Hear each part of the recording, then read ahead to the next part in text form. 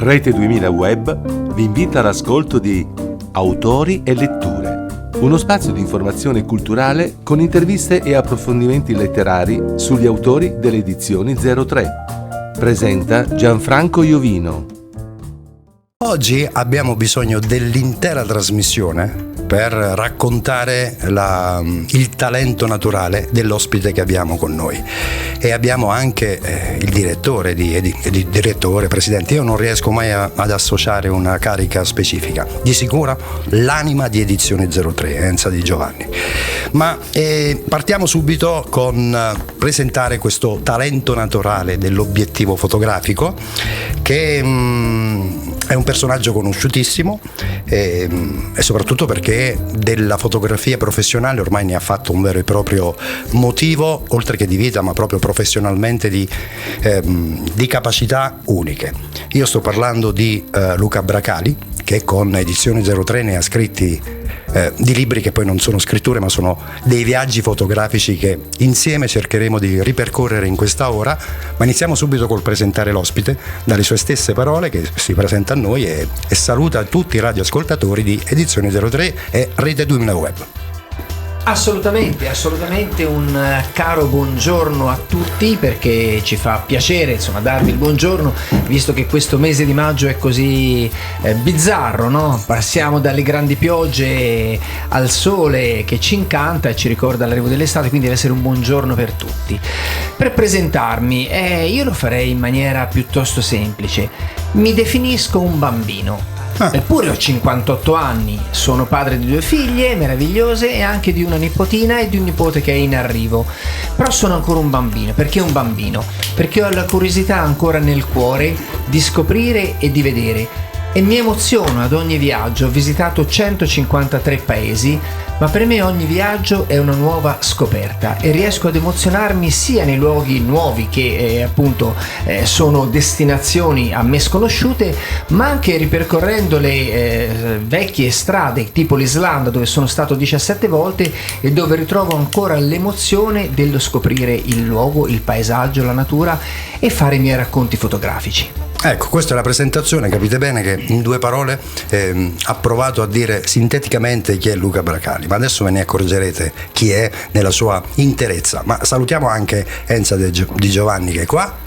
Buongiorno. Buongiorno a tutti i radioascoltatori. Particolarmente fiera e felice di avere comunque nella catena così sempre più ricca di autori un talento così grande dell'obiettivo fotografico. Assolutamente, Luca è sempre stato uno dei nostri non solo autori ma sostenitori.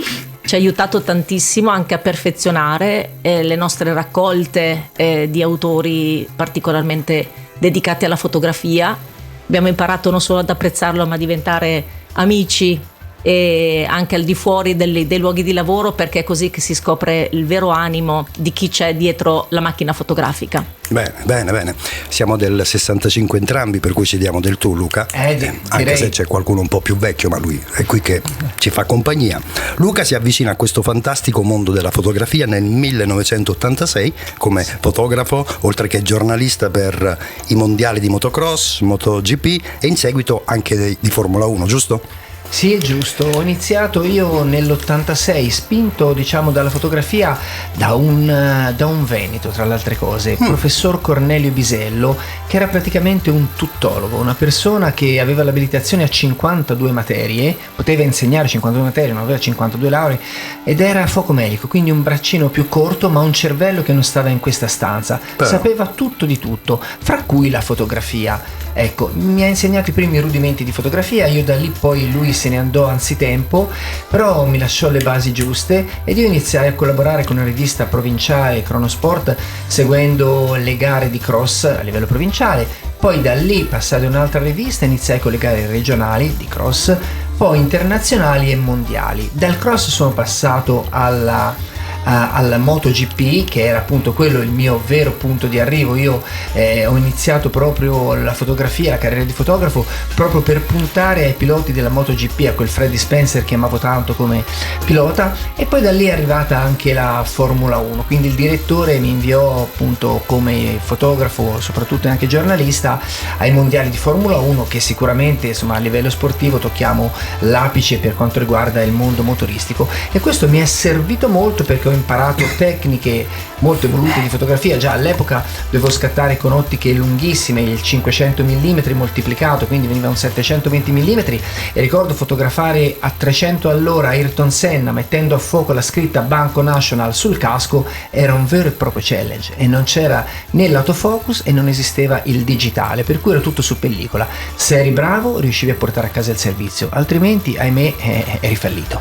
La famosa camera oscura, Quello non perdonava. Quello non perdonava. Servizi fotografici e giornalistici a tua firma ce ne sono davvero tantissimi, e se li mettiamo ad elencare tutti non basta l'ora della trasmissione. Assolutamente no. Però quelli più significativi, o che per te hanno rappresentato più di ogni altra cosa un passaggio importante evolutivo della tua carriera, ce li puoi segnalare, ecco. Allora, facendo una grandissima sintesi, sì. perché ecco, devo impegnarmi in questo, tirerei fuori, parliamo della parte motoristica. La parte motoristica, ho fatto 3 scoop in carriera importanti, in episodi spiacevoli, però si parla di incidenti. Quando ad Alessandro Nannini appunto cadde dall'elicottero e perse il braccio, e ricordo che il direttore mi chiamò e mi disse: Luca, il tuo amico Alessandro ha avuto un grave incidente e tu dovresti andare a fotografarlo e fare il reportage. Le mie foto fecero, ricordo, il giro del mondo, anche in Giappone. Poi Gerhard Berger, quando si stampò al tamburello, io fui l'unico ad andare a rintracciarlo e andare in ospedale in Austria, e feci la copertina e raccontai la storia di Gerhard Berger, pilota Ferrari all'epoca. Sì. E infine Silverstone nel 99 con Michael Schumacher, quando anche lui ebbe l'incidente. Mi chiamò il direttore e disse: qui bisogna scoprire dove abita Michael Schumacher e sapere qualcosa di lui, cioè tu sei l'unico al mondo che può farlo. E ho detto: ma dove abita? Che ne sappiamo, fra Zurigo e Ginevra. Dice: quello devi essere tu in grado di farlo, altrimenti dice troppo facile, no? Troppo facile.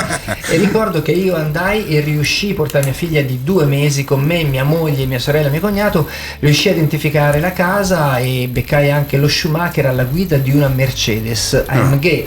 Fece uno scoop super mondiale, venne fuori un casino in Ferrari veramente pazzesco, perché lui dichiarò il giorno stesso in diretta che era inabile alla guida col gambone allungato e ingessato, e io il giorno dopo invece uscì su Autosprint in copertina con lui alla guida di una Mercedes, quindi venne fuori un gran casino. Quindi questi sono stati i miei 3 scoop più importanti a livello motoristico. Se parliamo invece di altro, quindi passiamo al mondo, perché poi con le auto ho smesso e ho cominciato a girare il mondo, sono stati i miei 18 servizi che ho pubblicato su National Geographic, sicuramente quelli che mi hanno dato più lustro, e fra questi ricordo il restauro dei Moai nell'isola di Pasqua, quindi e ci ho fatto pure un libro, il mio 10° libro racconta questa storia.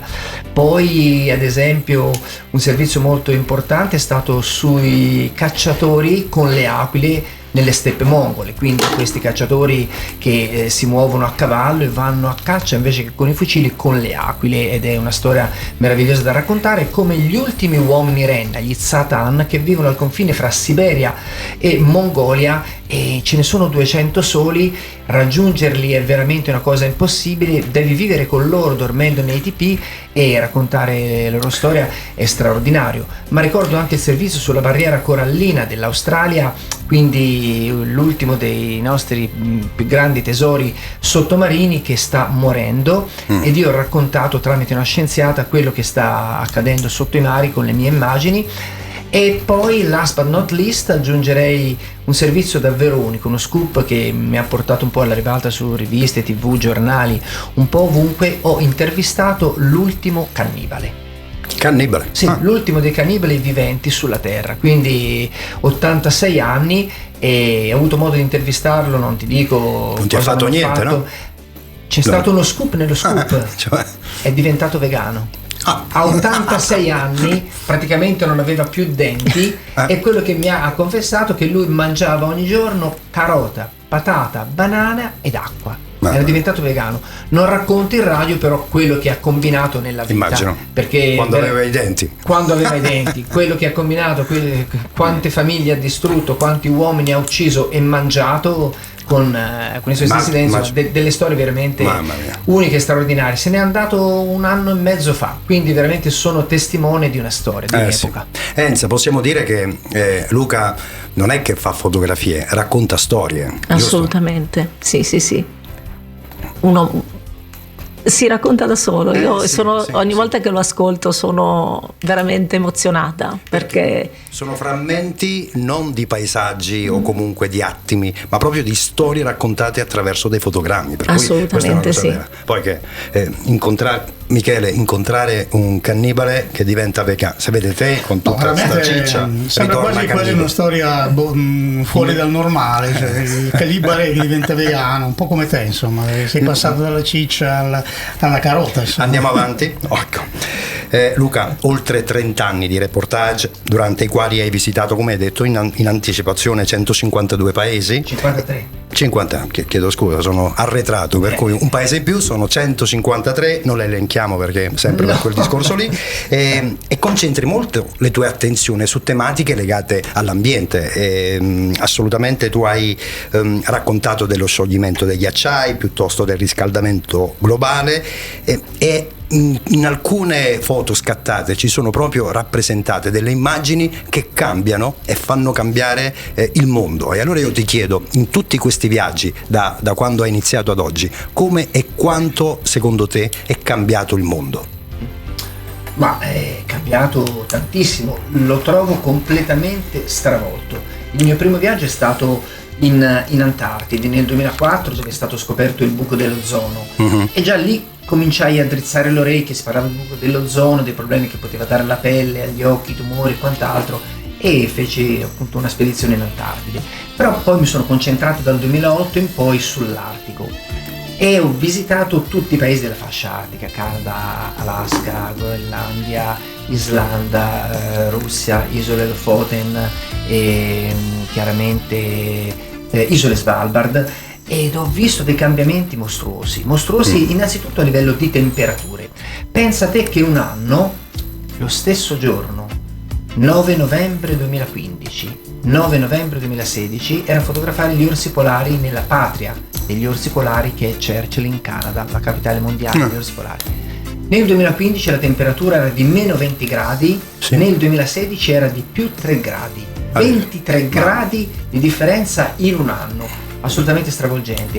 Come stravolgente quello che ho visto accadere alla baia di Jökulsárlón, che è una meraviglia a livello fotografico in Islanda. Qui parliamo di una baia ai piedi del Vatnajökull, il terzo ghiacciaio più grande al mondo, il primo ghiacciaio più grande d'Europa. Bene, cos'è successo? 80 anni fa, 90 anni fa, questa baia non esisteva. 90 anni fa è iniziato il lento scioglimento del fronte del ghiacciaio, che ha iniziato a rilasciare degli iceberg e ha formato una baia. Questa baia adesso è diventata gigantesca ed ogni anno arretra il fronte del ghiacciaio dai 100 ai 200 metri, ogni anno, instancabilmente, inesorabilmente, con questi iceberg che vanno alla deriva e vanno a fondersi e a rilasciare acqua appunto nella baia, è una piccola baia, ma diciamo è chiamata Diamond Beach, è lì dove gli iceberg esalano il loro ultimo respiro, quindi pezzi di ghiaccio che si staccano dal ghiaccio. Si dice in termine scientifico vengono detti fusione dei ghiacci più che scioglimento dei ghiacci. La fusione dei ghiacci, però comunque il concetto è il solito, e purtroppo ecco, ogni anno io mi reco una volta, 2 l'anno lì e mi rendo conto di questo spettacolo della natura, che è vedere questa immensa baia ricolma di iceberg. Dall'altro lato è veramente una delle più tristi storie che puoi raccontare. Io per lavoro vengo da terre dove la settimana scorsa è stata falcidiata dall'acqua, lavoro a Cesena in Romagna, però l'altro ieri Brescia ha avuto un evento simile, ieri lo ha avuto l'Avellinese, per cui purtroppo dobbiamo prepararci a questi cambiamenti che sono di natura secondo me disastrosa. Assolutamente. Io quando ho raccontato le mie prime storie di cambiamenti climatici era nel 2008 nel libro SOS Pianeta Terra. Bene, io ricordo che però in più di una persona un po' mi deridevano quasi, dice: ma Luca, Cosa ce ne frega a noi se si sciolgono, se si fondono i ghiacci in Artico e se l'orso polare scompare, se ne va, si estingue? Cosa ci cambia a noi?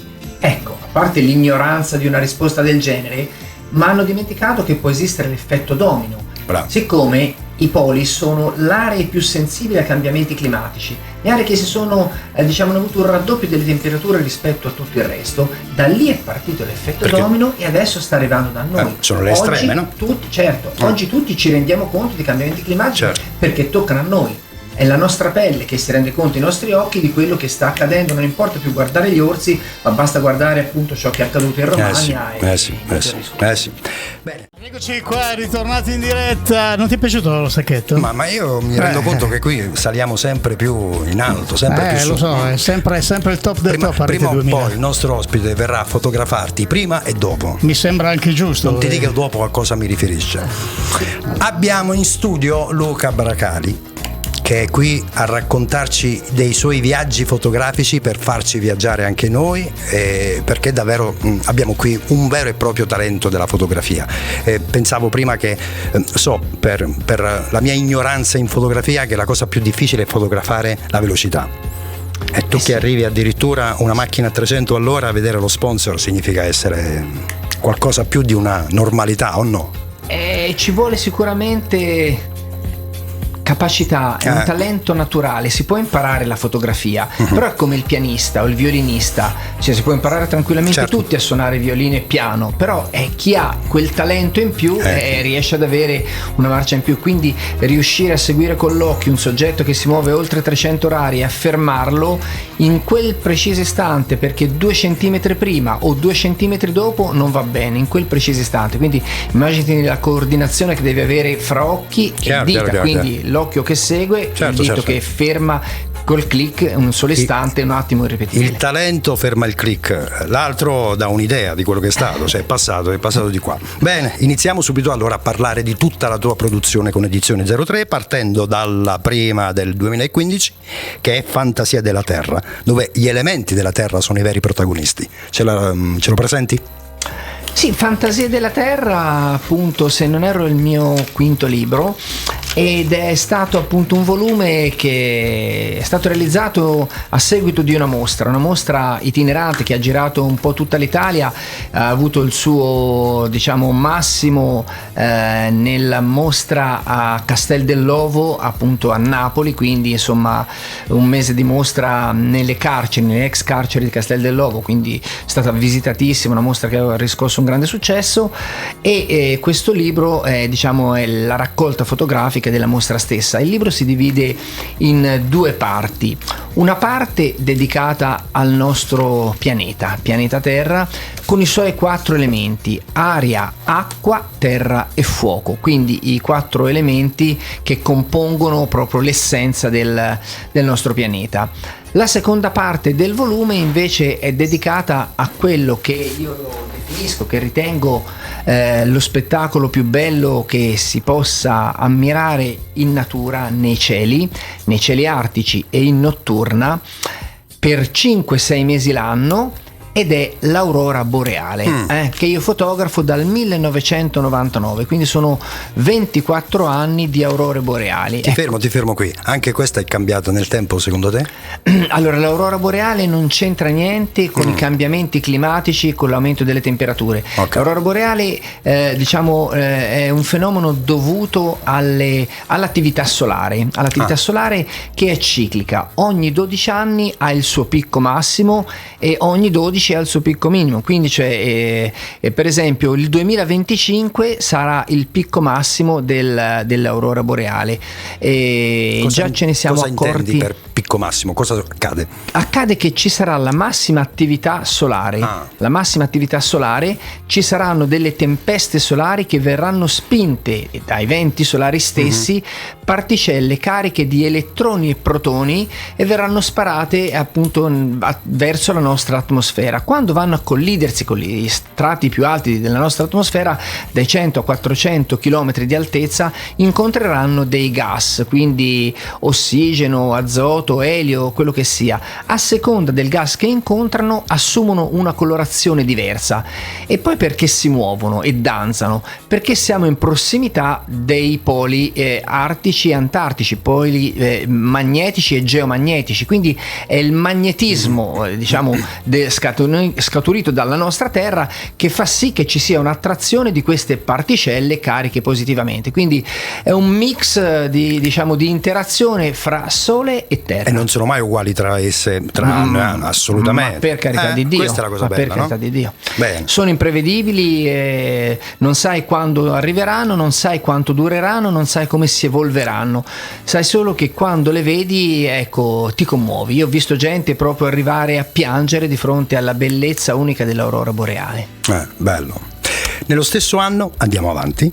Adesso sicuramente sbaglio, per cui la dico in maniera semplice. Quella che un tempo era chiamata La Birmania è diventata poi un album fotografico per te, intensissimo, che raccoglie la storia e la leggenda dei monumenti millenari, dove è chiaramente percepibile soprattutto la parte spirituale di quel popolo. Stiamo parlando di Birmania, Myanmar. The True Essence è il titolo, quindi la Birmania può essere chiamata Burma, Birmania o Myanmar. Il titolo è Myanmar The True Essence, quindi l'essenza vera. Io sono stato in questo paese 5 volte, se non erro, perché svolgo anche dei corsi fotografici e quindi porto persone comuni in giro per il mondo con me a seguire le mie orme, a insegnargli la fotografia e a vivere le mie stesse emozioni. Quindi questo è frutto di uno dei 4, dei miei 5 viaggi, anzi 5 per l'esattezza, in Myanmar. E quello che mi ha colpito molto di questo paese è proprio che io ritengo uno dei 6 paesi più belli al mondo, è la sua grande diversità e il modo in cui ci si può approcciare fotograficamente. Quindi abbiamo da una parte templi millenari, la Valle di Bagan è un qualcosa di unico. Pensa che Tiziano Terzani l'ha definita appunto il luogo dove potersi rendere fieri di appartenere alla razza umana. Quindi è stata la definizione di Tiziano Terzani da quanto è bella questa valle. Quindi templi all'infinito, un popolo fatto di monaci e monache, ce ne sono moltissimi, e che hanno una spiritualità davvero straordinaria e una bontà d'animo che io non ho riscontrato in nessun altro paese eccetto il Laos. E poi le grandi etnie, ci sono oltre 50 etnie e le due che mi hanno colpito di più sono state le donne giraffa, chiamate appunto donne con il collo allungato, anche se non è il collo che si allunga ma le scapole che si abbassano, dovute a una serie di anelli appunto che si mettono attorcigliate al collo, e questo le rende veramente uniche al mondo. Lo fanno per una ragione di bellezza e di tradizioni. E poi le donne Chin, e questa è una storia un po' più triste perché sono donne tatuate in volto e che hanno dovuto subire, si parla di 50, 60, 70 anni fa, delle vere e proprie torture, proprio perché dovevano imbruttirsi, dovevano essere brutte, apparire brutte agli occhi di chi? Dei principi irachinè che le avrebbero o violentate o rapite e portate nei loro villaggi, e quindi si facevano fare questi tatuaggi incidendosi, scarnificandosi la pelle, mettendoci della terra, provocandosi delle ferite che non guarivano se non dopo giorni e giorni, volti tumefatti, occhi chiusi, non mangiavano, bevevano attraverso delle cannucce, e questo proprio con lo scopo di rendersi assolutamente brutte, non appetibili, certo, agli occhi dei loro conquistatori. Quindi questa è una storia meravigliosa che ho raccontato e il libro ne porta testimonianza. Sì, stiamo vedendo che sta sfogliando Enza il volume. Io mi prenoto come biografo nel caso in cui tu avessi un giorno bisogno di raccontare, non più a livello fotografico ma come agenda di viaggio, tutti i viaggi che hai fatto. Li facciamo insieme, poi andiamo da Enza, avrà sicuramente un successo, perché mi rendo conto che tu racconti delle cose che diversamente sarebbero difficili da immaginare se non attraverso la fotografia e il tuo commento. Esatto, perché la fotografia spesso parla da sola, sì. ma se non racconti la storia che c'è dietro, certo, ovviamente non potrai mai capire che queste donne sono prigioniere della loro bellezza. Io vedendo quella foto senza il tuo commento immagino una donna che si è voluta e volutamente fatto tutti quei segni sulla faccia, sul volto per farsi più bella, invece è il perfetto contrario. Esattamente. Bene, adesso andiamo avanti e andiamo in questo trittico di viaggi, in quello che è stato credo l'evento più disastroso che abbiamo vissuto noi di questa epoca, che è la pandemia, dove il lockdown ci ha fatto comprendere soprattutto qual è il bene prezioso più assoluto per l'uomo, che è la libertà, quando siamo stati rinchiusi nelle proprie case per difenderci da un male tanto più grande di noi, e dove tu, come tanti altri tuoi colleghi, chi con la bici, chi a piedi, chi in qualsiasi modo, si sono messi d'impegno per fare sì che quel tempo e quel momento non fosse mai più dimenticato. Stiamo parlando dei lockdown e io inizio subito a parlare del primo volume, o comunque quello che per me è il primo, che si riferisce a Venezia, che a me piace perché hai dato un titolo particolare: Passeggiata sull'acqua sospesa nella storia. Bellissimo. Sì, solitamente sono io che scelgo i titoli e i sottotitoli, però poggiata sull'acqua, sospesa nella storia. E praticamente è quello che mi ha dato proprio l'ispirazione, il dover visitare questa città, che me la sono percorsa a piedi per 3 giorni, compiendo 52 chilometri, appunto in tutte strade, vicoli, luoghi diciamo più conosciuti e meno conosciuti. È una città che è un'icona assolutamente internazionale, insomma invidiataci da tutto il mondo, ed è una città che è ricca anche di storia e anche di misteri, perché insomma chiedersi come faccia a rimanere in piedi su queste diciamo case palafitte, definiamole così, con un'architettura assolutamente unica, è davvero straordinario, e mi è stata fonte di ispirazione, quindi me la sono fotografata dall'alba al tramonto, compresa la notte chiaramente, e quello che chiaramente era l'elemento fondamentale, l'assenza di persone, che in questo caso appunto ha reso il volume assolutamente unico, questo volume ma anche gli altri, quindi l'assenza totale di persone. Qui hai usato droni? I 4 volumi di Lockdown sono stati realizzati esclusivamente con foto aerea fatta dal drone. Non c'è una foto fatta in altra maniera, quindi non c'è un click fotografico di fotocamera, esclusivamente 100% drone. Chiaro, vedere Piazza San Marco disabitata, proprio assolutamente priva di anime, fa un effetto incredibile. Enza, è vero, di questi volumi c'è una doppia versione.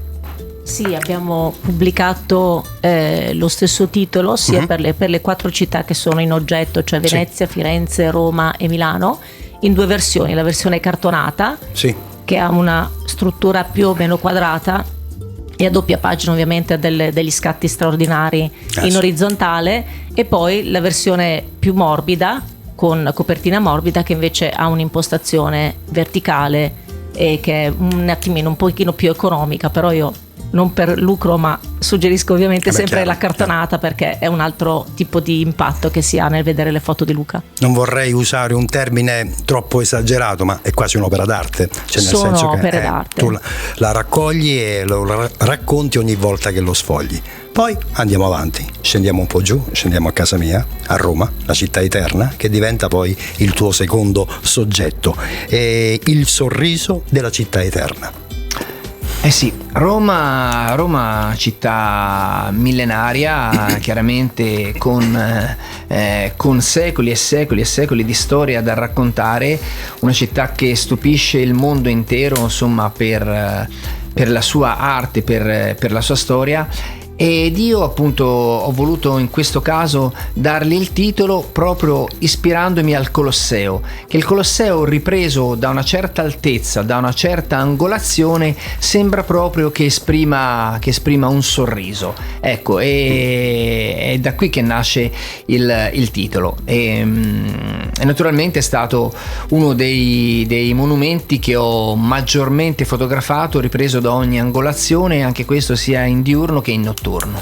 La città eterna, la più visitata in Italia, è la più conosciuta nel mondo, come tu hai raccontato, a cui hai dato un titolo guardando il Colosseo dall'alto, ma qualche altra posa, qualche altra foto che comunque ti ha suggestionato particolarmente proprio per questo silenzio che abitava la città eterna? Bene, allora, oltre appunto al Colosseo, che assieme alla Torre di Pisa sono, penso, i due monumenti, le due icone più riconosciute dell'Italia nel mondo intero, aggiungerei la Fontana di Trevi. La Fontana di Trevi, che ha una bellezza indiscussa, però è un monumento praticamente occupato da turisti H24. Non esiste un'ora del giorno o della notte che non sia invasa e pervasa da turisti. Ecco, fotografarla, riprenderla nel silenzio più assoluto, ma soprattutto da un punto di vista fotografico compositivo, senza avere nessuna persona, è stato per me un momento unico, un momento che mi sono vissuto proprio con tutto il mio cuore. Come un altro momento unico è stato quello di avere il coraggio, il fegato di entrare con il drone nel buco che è sopra il Pantheon. Il Pantheon ha il tetto praticamente che c'ha un forno, un orifizio, e io con il drone sono entrato dentro a un'ora specifica, perché solo a quell'ora i raggi del sole illuminano l'altare che sta all'interno, per cui ho fatto una ripresa a dir poco straordinaria, quindi dal buio dell'interno dove solo è illuminato l'altare sono uscito fuori, e da lì appunto si riprende proprio la grandezza poi del Pantheon e la sua maestosità. Ecco, questi sono stati sicuramente i 3 highlights fotografici della Roma che ho dipinto. E ce ne voglio aggiungere un altro che non c'entra niente con le bellezze artistiche e architettoniche, anzi si parla del grande raccordo anulare. Dice, cosa c'entra? Ecco, ho fotografato il grande raccordo anulare completamente vuoto, zero auto, che non esiste, che non esiste accadrà mai più, non accadrà mai più nella spero storia. Soprattutto Certamente. Passiamo da una capitale all'altra, quella giuridica a quella della famosa capitale della moda e quanto altro. Stiamo parlando di Milano, a cui hai dato il sottotitolo Suono del silenzio. Sì, e per questo diciamo ho avuto come titolo l'ispirazione di una coppia di cantanti che insomma negli anni '80 appunto spopolavano e catturato la mia attenzione. Erano Simon e Garfunkel con il loro The Sound of Silence, e sì, esatto, il suono del silenzio, perché comunque è quello che ho riprovato come sensazioni anche nelle mie spedizioni artiche, quando ho raggiunto il Polo Nord geografico a piedi sugli sci. Ecco, anche lì ho provato un po' la stessa sensazione che ho provato appunto a Milano. È una città totalmente vuota e deserta, dove appunto quello che ti pervade è proprio l'assenza del suono, l'assenza totale del suono. Quindi da una parte ti fa piacere, ma dall'altra forse ti incute un po' di timore. Non dico paura, ma timore sì, perché ti intimidisce, senti che c'è qualcosa di diverso, che accade qualcosa di diverso, che non è la sua condizione certamente naturale. Vedo una foto dei Navigli con delle persone, erano tutti abusivi questi qua. Temo di sì, qualcuno con la scusa del cane, qualcuno avrà... sì, fortunati che avevano un animale, sì, e poi sì, se lo sono venduti a fine pandemia. Naturale. È naturale.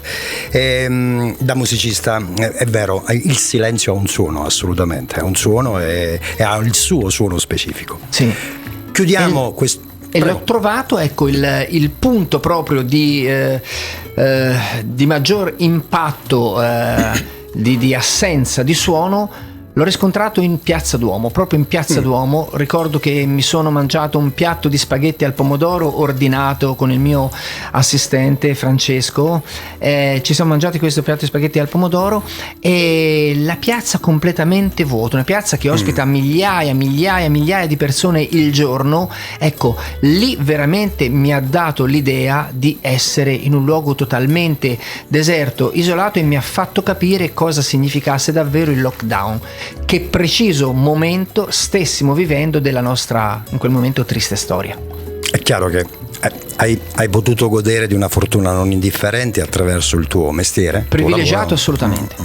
E chiudiamo questo viaggio con il poker di città. Non poteva mancare quella, credo, a cui tu sei più legata, Firenze, con il respiro dell'arte. Eh sì, Firenze è la città che amo maggiormente, abito a 30 km, abito a Pistoia, a 30 km da Firenze. Quando avevo 20 anni mi recavo anche 3 volte al giorno a Firenze, ogni volta trovandomi una scusa, e non c'era sera che non passassi, appunto, che non trascorressi a Firenze. L'ho vista in tutte le condizioni, in tutte le stagioni, e la ritengo la città più bella al mondo personalmente, fosse solo per il fatto che il 70% dell'arte mondiale è contenuta e conservata in Italia, ma di questo 70% un 40% risiede nella sola Firenze, e già questo mi sembra un giustificativo importante per definirla la città più bella al mondo da un punto di vista artistico, storico, culturale. Si parla dal Rinascimento in poi, e riprenderla nel suo assoluto silenzio. Io l'ho documentata per una settimana intera, girando e fotografando per 300 giga di materiale, di immagini. Chi è esperto di settore sa cosa vuol dire. 300 giga di immagini sono un'infinità, con il drone oltrepassando, passando in mezzo fra la cupola del Brunelleschi e la torre di Giotto. Ecco, lì è stato un'emozione, mi vengono i brividi solamente a raccontarlo. Lì ho sentito proprio, invece che il suono del silenzio, il respiro dell'arte. Ho sentito l'arte di Firenze respirare. Eri proprio al centro dell'arte, nella più culla assoluto. Luca, hai detto che sei nipote, cioè sei nonno, giusto? Nonno di una nipotina, Bianca, Bianca. e di Tommaso, che mi arriverà fra un mese. Mia figlia Sara sta oramai agli ultimi giorni. Grande. Allora Bianca ci verrà vicino un bel giorno e dirà: nonno, ma cos'era il lockdown? Cos'è la pandemia? Cosa gli racconti? Gli racconto che è stato sicuramente il momento più triste della storia dell'uomo dell'ultimo secolo, ma gli racconterò anche che nonno, che è sempre uno che vede il bicchiere mezzo pieno, ma addirittura trabordante, l'ha vissuta comunque in maniera positiva. Io il lockdown praticamente me ne sono accorto un pochino dopo, perché ero in Artico a documentare le mie storie artiche. Sono rientrato a Firenze l'11 di marzo. Ecco, il ministro Conte aveva chiuso l'Italia 2 giorni prima, il 9 di marzo. Mi disse mia moglie: Luca, preparati. Io sbarcai a Firenze e in effetti vidi un mondo diverso, percepii che era cambiato, no qualcosa, tutto, che eravamo in un periodo assolutamente diverso da quello che avevo vissuto pochi giorni prima in Artico, dove ero in piena libertà, dalla totale libertà dell'Artico alla prigionia, alla clausura del lockdown. Però io ho trovato il modo di fermarmi per un attimo. Per un mese sono stato in casa e ho riflettuto, ho pensato, ho iniziato a fare corsi di fotografia online, tanto per trasmettere agli altri qualcosa e per non star fermo io, ed hanno riscosso un successo straordinario. Facevo dirette di 1 ora e mezzo, 2 ore, con gente, con centinaia di persone che mi stavano ad ascoltare ed interagivano. E poi un bel giorno mi è venuto in mente di uscire. Ho detto: come faccio a uscire?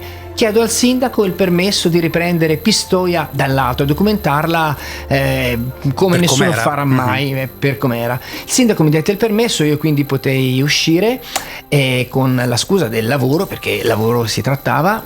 E di lavoro si trattava, e a quel punto lì mi chiamò uno dei grandi capi di Rai 2 e mi disse: Luca, dice, abbiamo un grande progetto, vogliamo fare un documentario su 4 città, su Roma, Firenze, Milano e Venezia. Tu che sei delle zone, te la sentiresti di documentare Firenze con il drone e raccontarla anche come storia in camera? Quindi fotocamere, riprese, sì. in intervista prendiamo un soggetto, lo seguiamo e raccontiamo la sua storia. Ecco come vive lockdown. Ed era uno di questi che faceva consegne a domicilio di pizza, di cibo, no? Questi delivery.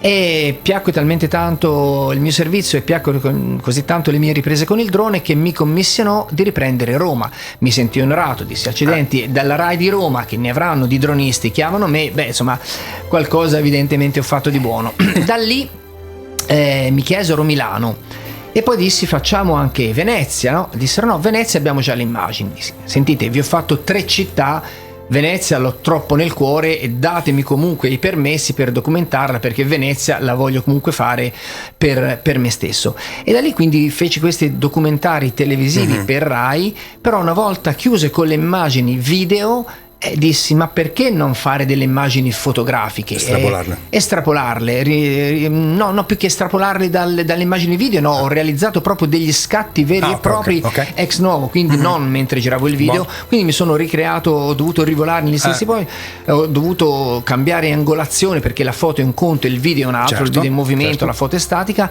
e ho tirato fuori una serie di immagini davvero uniche, dicendo chissà che un giorno non potranno servire a qualcosa. Quel giorno poi è arrivato. Bello ascoltarti. Permettimi pure una battuta all'inizio, hai detto che il lockdown per te è stata una cosa bella perché tu eri positivo, giusto? Certo, sì. Ma per associare me è stato... positivo al lockdown è meglio che lo evitiamo. Sì, è vero, questo è vero, però del resto io l'ho trovato come momento di riflessione, ma anche di spensieratezza, di vedere queste città comunque che vivevano e respiravano realmente.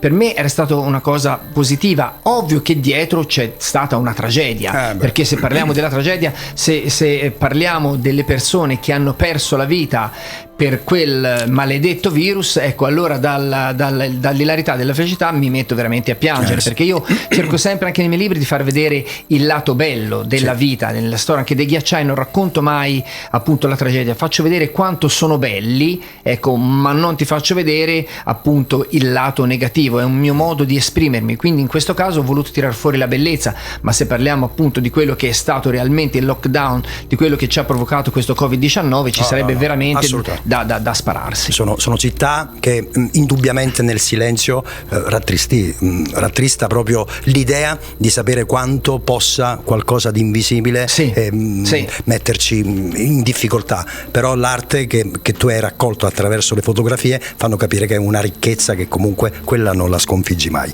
Pensa, ma quanto onore fa un editore avere comunque questi tracciati storici che resteranno per sempre.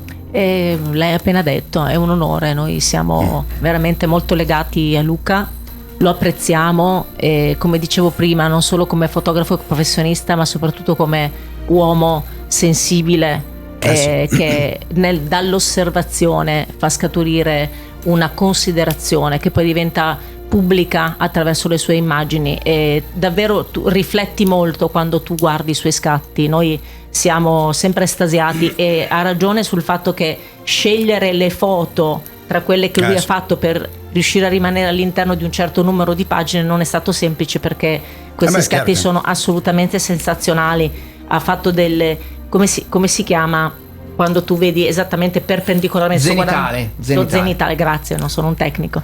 Ha fatto degli scatti zenitali strepitosi, cioè dove con l'ombra assolutamente assente, perché è perpendicolare a se stesso, cioè sono dettagli che lui sa trasmettere, io non so. In questo dovrei imparare molto. Devo venire a uno dei tuoi corsi. Brava, un workshop. Mi dispiace che non abbia incluso tra le città Napoli, e non voglio dirlo a un altro lockdown, perché non lo voglio. Ma ti rispondo, invece mi ha dato proprio l'assist per risponderti. Guarda, questa è una domanda. Sì, Napoli era assolutamente prevista, e non ricordo al posto di quale città. doveva essere messa al posto di una città, forse Milano, non lo so, non me lo ricordo.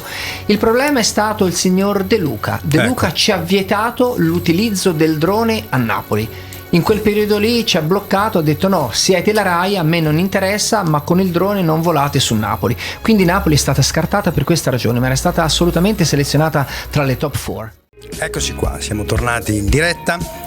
Giustamente il presidente mi ha ripreso perché lo do per scontato, però lo racconto poco. Noi siamo negli studi di Rete 2000 Web, questo spazio, questa finestra culturale ci è permessa, ci è garantita grazie al sostegno, al supporto di Edizioni 03 ad ogni appuntamento c'è sempre la possibilità di spaziare in mondi fantastici e sempre nuovi. Oggi con Luca Bracali stiamo analizzando il bello di ciò che trasmette una fotografia commentata perché poi diventa un fascino tutto particolare. Io per esempio ho davanti a me il sito di Luca Bracali e nella prima foto credo che sia in mezzo a un mare ghiacciato, qualcosa del genere, giusto Luca? Fammi vedere di cosa il tuo si sito, tratta. perché non so se posso girarlo ancora. Qui siamo, sì. Questo è un luogo veramente unico al mondo. Siamo in Islanda, questo è il Vestrahorn ed è praticamente una superficie che è spessa solo 3, 4, 5 centimetri che si congela e praticamente rende l'effetto specchiato di questa montagna che è un qualcosa di straordinario. Quindi ci puoi camminare sopra, appunto sembra Gesù sulle acque, qualcuno me l'ha scritto, oppure basta 1 grado in meno di temperatura e diventa acqua e allora lì sei fregato. Arrivederci a Luca perché sprofonda in un'acqua abbastanza fredda. Sì. Michele? Ecco, no, io volevo fare una domanda a Luca, al di là di come si organizza un fotografo come te per fare una cosa di questo tipo, che penso che bisogna saperla organizzare bene, cioè andare in Antartide, fare tutti questi passaggi, permessi, tutte queste cose qui, e effettivamente quanto tempo occorre per poi creare, un po' come diceva Forrest Gump, questa scatola di cioccolatini che non sai mai quello che ti capita dentro? Ma senti, un tempo era veramente difficile, complesso, perché dovevi documentarti attraverso fonti più svariate, quindi libri, riviste, agenzie, tour operator e quant'altro. E oggi come oggi invece con l'avvento del web, avere Google sotto mano, ma è relativamente semplice. Uno deve avere più che altro l'idea, un progetto in testa, cosa vuoi fare. Non puoi dire appunto vado in Antartide a fare una passeggiata. Certo. Vai in Antartide e hai in testa di portare a casa un servizio su qualcosa, quindi scioglimento dei ghiacci o fusione dei ghiacci piuttosto che buco dell'ozono o quant'altro. E io quando mi reco appunto in Artico invece ho le mie mete preferite, prescelte. In Islanda sono stato 17 volte, alle Lofoten 15-20 volte, non te lo ricordi neanche non me lo ricordo tu. nemmeno, alle Svalbard 10 volte, non ricordo nemmeno più perché sono veramente tantissimi viaggi e oramai alcuni vanno in automatico, so già esattamente dove andare, dove soggiornare, quello che fare, gli spostamenti. Sono io la guida, praticamente faccio da autista e da guida di me stesso, certamente. Quindi, ma l'importante è sapere, avere in testa quello che tu vuoi fotografare, quindi darti un progetto. Anche i libri nascono poi da questo, no? Quindi altrimenti sarebbero un insieme di cartoline, di tante belle foto, cartoline e basta. Invece devi dargli un progetto, e questo è quello che io vorrei insegnare anche ai giovani. Quindi non importa, oggi essere bravi a fare le foto è anche relativamente facile, insomma, con la tecnologia di oggi già con un cellulare si fanno dei grandi scatti, ma cosa te ne fai poi? Ti pubblichi sul web e ti metti like e pensi di aver finito? No, se pensi come appunto a fare il giocoliere del web va bene, se lo pensi come professione sei sulla strada sbagliata. Grazie. Bene, Luca, te l'avranno già fatto chissà quante volte questa domanda, ma per te cosa rappresenta una fotografia? Ma per me una fotografia rappresenta praticamente un attimo del tempo che riesco a fermare attraverso le mie emozioni. attraverso i miei sensi. Io fotografo prima, vedo con gli occhi e fotografo con il cuore. E ovviamente con il click fermo l'attimo. Questa per me è la fotografia.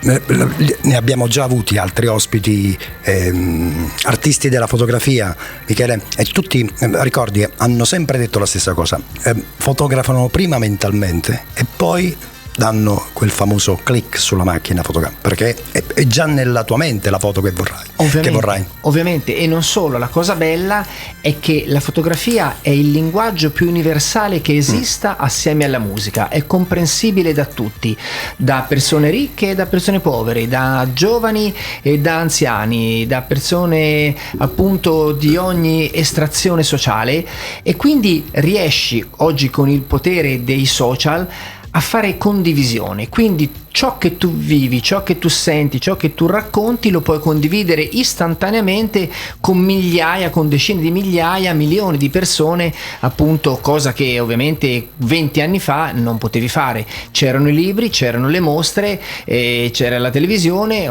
e tutto ciò esiste adesso, ma mancava la potenza del web e dei social, e questo appunto nella condivisione della fotografia, dell'immagine di una storia è assolutamente uno strumento potentissimo. Assolutamente. Vedo sul sito che tu tieni dei workshop, per cui chi vuole partecipare basta che resti aggiornato attraverso il tuo sito. Mi scriva, basta scrivermi, io lo inserisco in newsletter, nel database, prendo la mail e riceverà le newsletter via via che lancio. Vuoi ricordare l'indirizzo dove devono... Sì.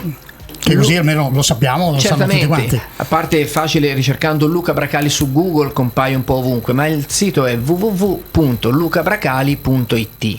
Ecco, e lì si possono rivolgere appunto per chiedere tutte le informazioni per chiedere e vedere quali viaggi ho in atto, e io rispondo personalmente a tutti. Esattamente. Tanti libri con Edizioni 03, che è qui con noi, che è il nostro sponsor, ma lo riassumiamo questo bel viaggio fatto con questo editore, che spero non sia terminato, ma prosegua chissà per quanti altri volumi.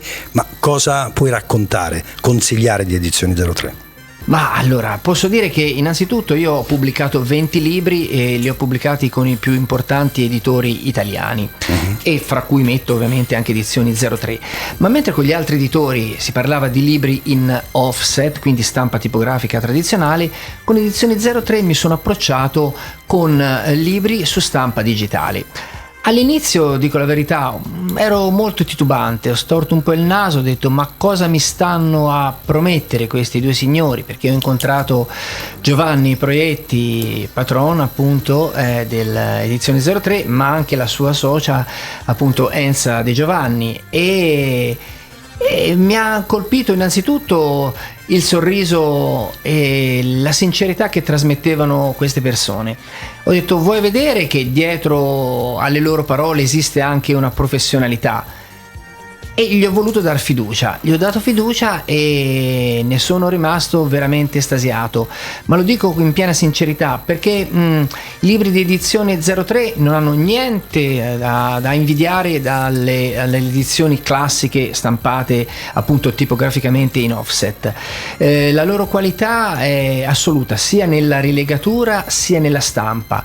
I miei libri sono fotografici, quindi sono molto pignolo, quindi vedere una fotografia che mi viene stravolta mi farebbe un po' arrabbiare, insomma, e discutere. Non c'è mai stato un motivo di discussione invece, proprio perché le immagini e i colori sono assolutamente fedeli all'originale. Bello. E poi hanno dei grafici al cui interno che ti propongono dei layout interessanti, sempre innovativi, molto in stile, eleganti, e ci rivedo molto lo stile Apple, semplice, puro, lineare ed elegante. Questo è un po', diciamo, quello che mi ispira Edizioni 03 nel guardare proprio l'impatto che mi dà.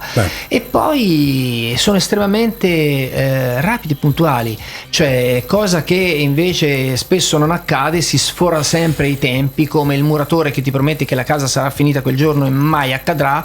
Con Edizioni 03, se ti danno un termine di consegna, stai pur certo che quello è. Diciamola tutta, professionalmente sono impeccabili. Assolutamente, non troverei un altro aggettivo se non quello che hai detto tu. Bene. Enza, siamo qui, Rete 2000 Web indirettamente è anche promotrice e sponsor del premio Città di Verona, che è la terza edizione, che addirittura ha avuto una coda ulteriore che vorrei che ci rapidamente la incassi. Sì, abbiamo la data di consegna degli elaborati con scadenza 30 aprile, abbiamo avuto tante richieste, sono state richieste delle proroghe per poter presentare dei nuovi elaborati, quindi abbiamo allungato le tempistiche al 31 agosto, quindi per coloro che volessero ancora approfittare di questo tempo, anche dei prossimi 2 mesi pre-estivi, possono presentare gli elaborati sempre a revisore@artifices.it, che sono io. e quindi siamo felici di poterli accogliere anche delle nuove opere. In modo particolare vorrei stimolare studenti del quinto anno, anche eventualmente dei quarti anni, ma soprattutto del quinto anno, che quando si presentano alla maturità devono portare degli elaborati di saggistica e possono presentarceli al concorso, perché il primo premio è la pubblicazione, quindi se hanno degli elaborati interessanti, la loro tesi, la tesina diciamo di fine anno, e apriamo anche agli studenti di università, si possono presentare con tesi di laurea che poi potranno essere pubblicate come primo premio. Quali sono le sezioni a cui possono partecipare? Sezione di saggistica, e in modo particolare abbiamo aperto quest'anno una sottosezione alla saggistica che è letteratura sportiva, perché la stiamo collaborando con l'Università dello Sport qui di Verona, e quindi abbiamo fatto anche degli interventi in università per spiegare l'editoria dello sport e nello sport. Bello. Quindi se gli studenti hanno delle biografie oppure dei saggi relativi a particolari sport o particolari eventi sportivi, siamo assolutamente aperti a ricevere i loro elaborati. Poi c'è editoria inedita, per cui narrativa, sì, romanzi, poesia. Esatto, le categorie quelle principali sono la narrativa, che è anche quella nella forma del racconto breve o del romanzo lungo. Poi abbiamo la poesia, che è di solito quella più gettonata. Speriamo di avere anche quest'anno delle sorprese. Sì, abbiamo scoperto durante il primo anno uno dei vincitori aveva presentato una poesia in dialetto calabrese, richiesta con traduzione. Chiaro. Ed era stato uno dei premiati, una poesia veramente molto romantica. E da segretario del premio ti consiglio nella quarta edizione di fare un'eccezione inserendo anche fotografia. Perché ci stavamo pensando, sicuramente poi il giurato sarà Luca Bracali, lo mettiamo presidente, in diretta. non giurato.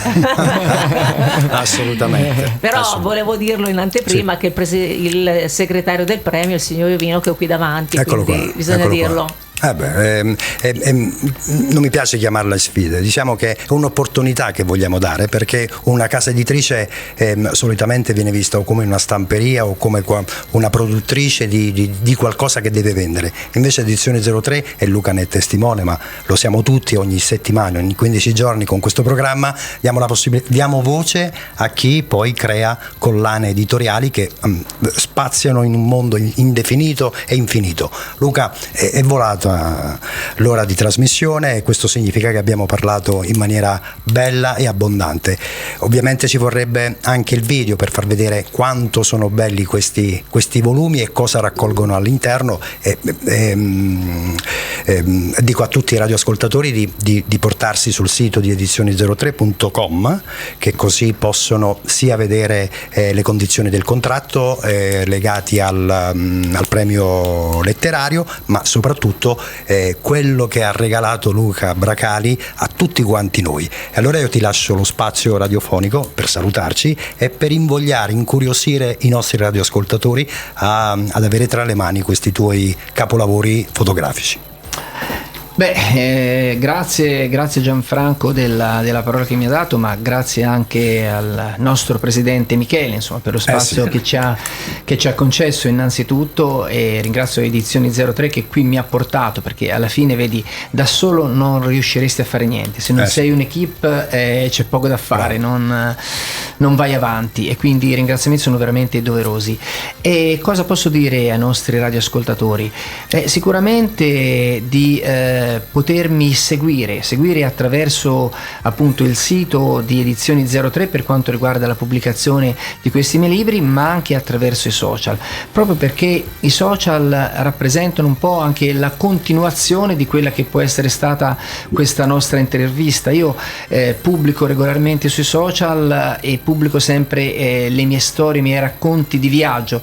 L'ultimo è stato 10 giorni fa, sono rientrato dal Vietnam e ho postato foto delle ultime grandi etnie vietnamite e la storia degli incensi, quindi molti mi ringraziano proprio perché mostro un mondo a tanti sconosciuti. Per cui, per chi ha voglia di farsi l'avventura e di seguirmi nei miei viaggi fotografici, è molto semplice: mi scrive, mi contatta, può seguirmi, e ciò che vedo io, le emozioni che vivo io, le vivrà in diretta anche lui stesso.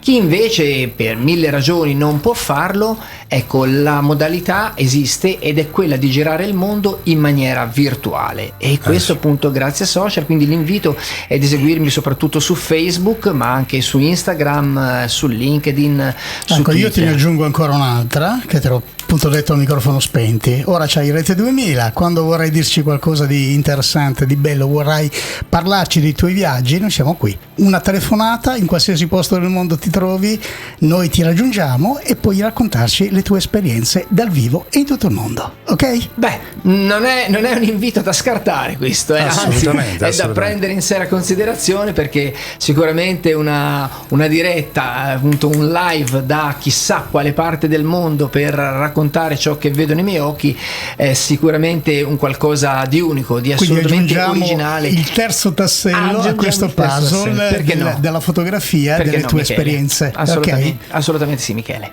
Bene, Enza, siamo in conclusione, ti lascio anche a te spazio per ringraziare Luca, ma soprattutto Rete 2000 Web e questa opportunità di essere ovunque come una foto, no? Essere ovunque e parlare di cose belle. Assolutamente, noi siamo i primi fan di Luca, crediamo in lui, crediamo nel suo lavoro, crediamo nella vostra professionalità e nel fatto che veramente attraverso la radio possiamo raggiungere anche luoghi che non conosciamo.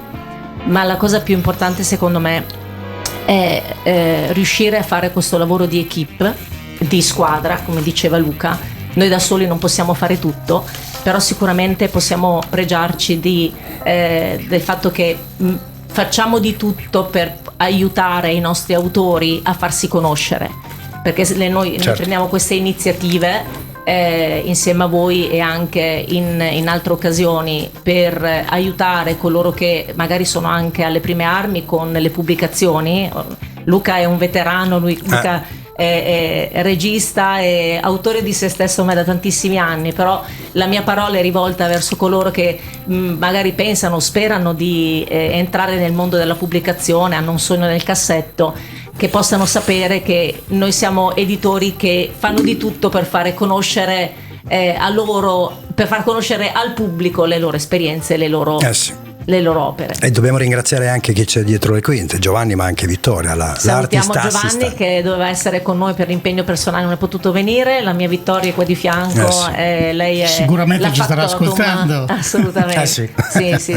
Bene, abbiamo sforato, Michele, ma credo che ne è valsa la pena. Valsa la pena sicuramente, perché l'argomento era interessante, i libri sono molto interessanti. Il personaggio notevole. Il personaggio appunto notevolissimo, e quindi anch'io, dopo aver visto un po' di immagini di questi libri, veramente direi che, come dice Enza, la versione cartonata non è un libro, ma è veramente un'esperienza da fare e da avere. Grazie Michele, ci vediamo a giugno con nuovi appuntamenti, e io ringrazio sempre Rete 2000 che mi dà la possibilità di dare voce alla cultura, e Edizioni 03 che ha così tanti autori che ci permettono di spaziare in mondi e in situazioni sempre a noi più sconosciute, ma sempre grazie agli autori più vicini alle nostre realtà. E non posso che dire grazie, e ricordate che la cultura è qualcosa di magnifico, pesa, ma contestualmente seduti ci permette di arrivare ovunque.